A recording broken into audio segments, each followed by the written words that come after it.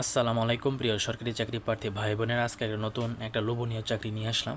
আর আজকে হচ্ছে বাংলাদেশ পুলিশ প্রিন্সিপালের কার্যালয় রাজশাহী, বাংলাদেশ পুলিশ একাডেমি সারদা রাজশাহীতে। ঠিক আছে, এসএসসি পাশে কিন্তু আপনি আবেদন করতে পারবেন। আবেদন শুরু করবে শেষ করে বিস্তারিত আলোচনা করব। ঠিক আছে, আরও বিস্তারিত আলোচনা করবো, তাই ভিডিওটি অবশ্যই শেষ পর্যন্ত আপনার দেখতে হবে। ঠিক আছে, আর আমি কিন্তু আমার চ্যানেলে বিভিন্ন ধরনের সরকারি চাকরি সার্কুলার আপডেট দিয়ে থাকি এবং সরকারি চাকরি সার্কুলার দিয়ে থাকি।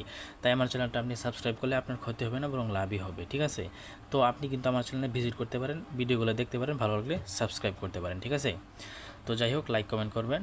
তখন দেখো স্বরাষ্ট্র মন্ত্রণালয়, ঢাকা, স্মারক নং এত, তারিখ 9/6/2026 খ্রিস্টাব্দ এবং পুলিশ হেডকোয়ার্টার্স, ঢাকা, স্মারক নং এত, তারিখ এত খ্রিস্টাব্দ মূলে বাংলাদেশ পুলিশ একাডেমি সারদা রাজশাহী কার্যালয়ের জন্য 11টি অফিস সহায়ক MLSS এর প্রকৃত শূন্যপদসমূহ স্থায়ী ভিত্তিতে নিয়োগের মাধ্যমে পুনর্নির্মিত বাংলাদেশের স্থায়ী বাসিন্দাগণের নিকট হতে নিম্নলিখিত শর্ত সাপেক্ষে জনপ্রশাসন মন্ত্রণালয় কর্তৃক নির্ধারিত আবেদন ফরমে দরখাস্ত আহ্বান করা যাচ্ছে।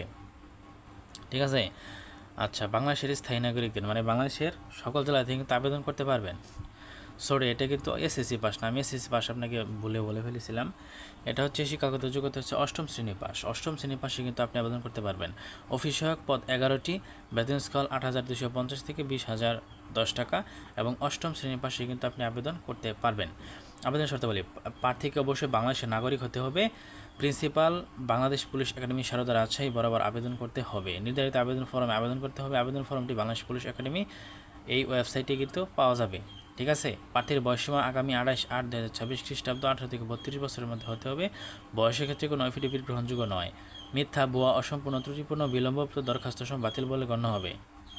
ঠিক আছে, তারপর খামের উপর মোটা অক্ষরে পদের নাম বিশেষ কোটা চিঠি থেকে বাম পাশ আবেদনকারী পূর্ণ নাম ও ঠিকানা স্পষ্ট আকারে লিখতে হবে। বিভাগীয় চাকরিরত প্রার্থীদের অবশ্যই যথাযথ কর্তৃপক্ষের মাধ্যমে নির্ধারিত সময়ের মধ্যে আবেদন করতে হবে। বিবাহিত মহিলা প্রার্থীদের ক্ষেত্রে স্বামীর স্থায়ী ঠিকানা উল্লেখ করতে হবে। আবেদনপত্রের সাথে নির্মিত কাগজপত্রটি সংযুক্ত করতে হবে। সেগুলো হচ্ছে: প্রথম শ্রেণীর গ্যাজেটেড কর্মকর্তা কর্তৃক সত্যায়িত সম্প্রতি তোলা 4 কপি পাসপোর্ট সাইজের রঙিন ছবি আবেদনপত্রে নির্ধারিত স্থানে স্ট্যাপলার পিন দ্বারা সংযুক্ত করতে হবে। জাতীয় পরিচয়পত্রের ফটোকপি সত্যায়িত। তারপর রয়েছে জাতীয় পরিচয়পত্রের ফটোকপি সত্যায়িত, শিক্ষাগত যোগ্যতার সার্টিফিকেটের ফটোকপি সত্যায়িত, নাগরিকত্ব সনদের মূল কপি। তারপর হচ্ছে আবেদনকারীকে বাংলাদেশ ব্যাংক, সোনালী ব্যাংকের মাধ্যমে পুলিশ সদর দপ্তর, বাংলাদেশের পুলিশ প্রাতিষ্ঠানিক কোড এত, অর্থনৈতিক কোড এবং পরীক্ষা ফি, অটোমেটেড অনলাইন ব্যাংকিং চালান, ট্রেজারি চালান এর মাধ্যমে 100 টাকা অফারের যোগ্য সরকারি কোষাগারে জমাকরণ চালানের মূল কপি আবেদনের সাথে দাখিল করতে হবে। ঠিক আছে, নির্ভুল ঠিকানায় প্রবেশপত্র ইস্যুর স্বার্থে আবেদনপত্রের সাথে নিজের নাম ঠিকানা সংবলিত 15 টাকা ডাক টিকেটে লাগানো এত সাইজের 2টি ফেরত খাম সংযুক্ত করতে হবে। তারপর শারীরিক প্রতিবন্ধী, এটার বললাম না আমি। লিখিত পরীক্ষা নির্বাচিত প্রার্থীদের মৌখিক পরীক্ষার সময় নিম্নোক্ত কাগজপত্রের মূল কপি অবস্থান দাখিল করতে হবে। ঠিক আছে, মানে ভাইবার সময় লিখিত পরীক্ষার সময় শুধু অ্যাডমিট নিলেই হবে। ভাইবার সময় শিক্ষাগত যোগ্যতা সনদপত্রের মূল কপি, সংশ্লিষ্ট ইউনিয়ন পরিষদ, পৌরসভা, সিটি কর্পোরেশন কর্তৃক প্রদত্ত নাগরিক সনদপত্রের মূল কপি, জাতীয় পরিচয়পত্র ও জন্ম সনদের মূল কপি। ঠিক আছে, আচ্ছা, এগুলাই দেওয়া আছে।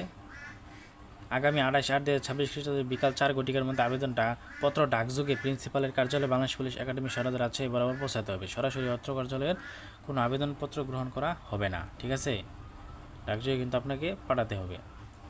তো এখানে দেখতে পাচ্ছেন ফর্মটা, এই ফর্মটা কিন্তু আপনারা দেখতে পাচ্ছেন। তো এই ফর্মটা কোথায় পাবেন? ওই লিঙ্কে গেলে কিন্তু আপনারা ফর্মটা পাবেন। ঠিক আছে, ফর্মে কিন্তু বিস্তারিত সব কিছু দেওয়া আছে। আর আপনি যে ফর্মটা পূরণ করতে চান, মানে ফর্মটা পূরণ করতে আমি দেখাবো, তাহলে অবশ্যই আমাকে কমেন্টে জানাবেন, আমি ফর্ম পূরণ করে আপনাদেরকে দেখাবো। ঠিক আছে, তো অবশ্যই সাবস্ক্রাইব, লাইক, কমেন্ট করে সঙ্গে থাকবেন। ওকে, তো আজকের ভিডিও পর্যন্ত কোনো জানতে হলে কমেন্টে জানতে পারেন। ধন্যবাদ।